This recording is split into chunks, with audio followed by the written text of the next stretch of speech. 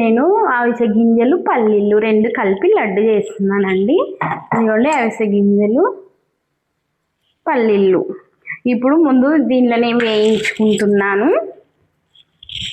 సిమ్లో పెట్టి వేయించుకోవాలి, మంట తక్కువ చిన్నగా పెట్టి మంచిగా దోరగా వేయించుకోవాలి.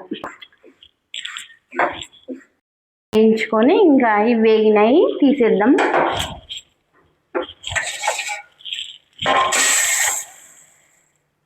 పల్లీలు వేయించుకుంటున్నా.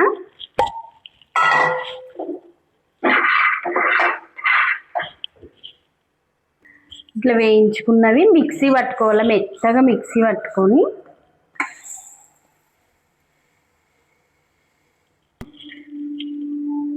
ఇట్లా మెత్తగా మిక్సీ పట్టుకోవాలి. ఇట్లా మెత్తగా మిక్సీ పట్టుకొని గిన్నెలు వేసుకొని తర్వాత ఇట్లనే పల్లీల పొడి కూడా ఇట్లనే వేసుకోవాలి.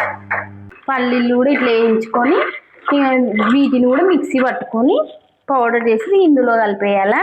అట్లనే ఇలాచీలు కూడా పౌడర్ చేసుకొని ఇందులో కలుపుకుంటే సరిపోతుంది.